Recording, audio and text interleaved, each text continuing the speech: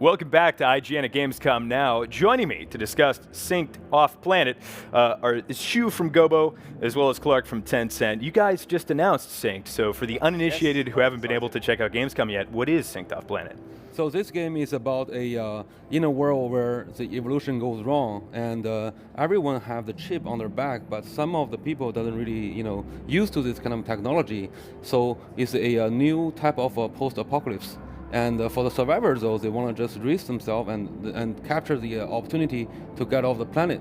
So overall, it's a zombie survival PvP game.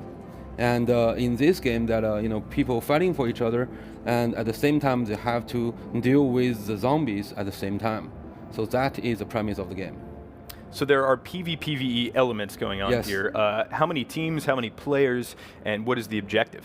Yeah, so in every round, there will be 16 teams. Every team has 3 players, and their goal is to capture a shuttle. And once you capture the shuttle, then you will be able to get off this planet Earth, and that is the only objective. So in this game, you don't really need to kill people to win, although that could be a necessary way to do it. However, that is more tactics and team play involved in the gameplay. Shu, can you talk to me about a very unique element of this game is the ability to essentially mind control the enemy zombies and use them against your enemies. So how does that work? How many zombies can you mind control, and how powerful are they? Yes, I think, as it says on title, synced, the concept of synchronization is a big part of the game, and I think that Clark might have more details kind of on the details of the gameplay there. Yeah, so the core thing here that we all played the zombie games before, right? And a lot of games that you just kill them all using whatever gun you have. You can still do it here, however, we need to look at those zombies as a resource at the same time. So how to leverage them to your advantage is a big thing. So there's a lot of tactical in there. So at certain circumstances that you can synchronize with that zombie. Once you do that, within the certain range, the zombies will be yours for a little while. And they're gonna fight for you, and you can even send them to a place that do the same for you. How am I controlling them? Is that kind of like an RTS style map? Can my 2 allies control the ones that I've already synced with? Or basically, you, the one who synced with the core, that the player will be able to send the order, and it will be very light and simple that you just point to a place, press a button, done. All the rest, leave to the system to do. Gotcha. How large is the map? And does it shrink? Is there kind of like a circle a la Apex Legends or PUBG? That's a really good question. So first of all, we don't jump off airplanes. Second thing is that we don't really have a circle to shrink. And the map is about 1.5 kilometers by 1.5 kilometers. And in this map, we think that the pace is correct. It feels right. So 20 minutes per round, and you have a lot to do already in that inside the map. And in this case, I think that for the player, you need to work with your teammate. You need to also plan your way from your starting point, which the system gave you, and to the landing zone. On the way, you will farm a little bit. You can loot a little bit. You can deal with those zombies, and then get yourself prepared to the final showdown. Great. Yeah. Talk to me about the in-game progression. Obviously, syncing with zombies is a big part of becoming more powerful. But I saw you can level up. Are there different weapons that I can pick up? Is there armor? What is making me and my team stronger over the course of a match? So first of all, from the equipment point of view, we have different weapons. And every weapon also have different slots that you can put the scope, for example, or extended magazine, all those stuff. And to do that, you need to actually crafting those small components. So that is one part. And the second part is every character actually have different levels. So every time you play, you all start with level 1. But progressing in the game, you're killing people, you're killing zombies, you're looting stuff, it will grant you some experience. And once you do that, you will be able to level up. Once you do level up, you will get some perks that are unique for you. And for the perks that relate to the character, I'm going to let you to explain how the character really works here. Yes, I think the other kind of very unique aspect of this game is, even though it is kind of battle and match-based, but one thing that we really want to do is how we can create this long-term persistent progression outside of the match. because I think that goes back into the kind of the ambition that we have in terms of narrative and world building, and there are many stories that we want to tell. It's just not going to be enough to fit within one match. So we want you to feel there is a continuation of the development of this game. So everything that you do and all the achievements or progress that you made in the game, that you can take that out from the match, and we have a unique component which is called Haven. That is like your shelter, your rest place, and this is a bit that you can kind of grow and progress.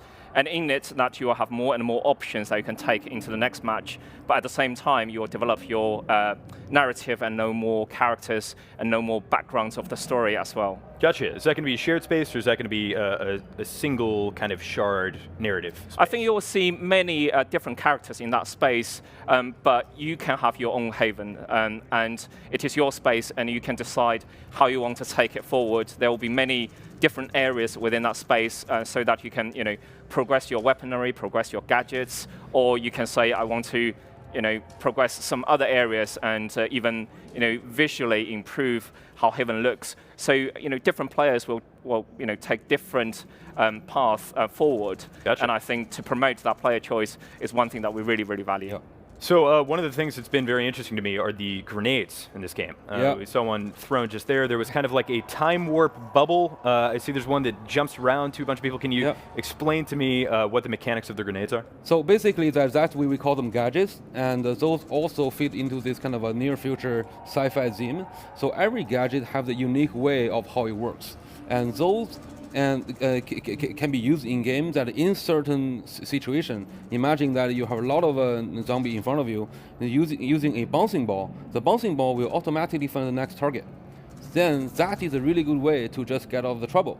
Or the decelerator, the one that creating the bubble. So what happens is when all the nano inside the bubble, they will be all slowed down.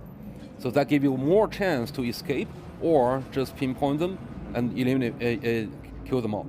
So that's the kind of thing that we want to empower the player, because once you start doing the combination of all the small tools, you can create some really big magic around how the game is played. Imagine the situation where you throw the bubble, the decelerator, and then you throw the bouncing ball. That's a huge amount of kill you can do in one shot.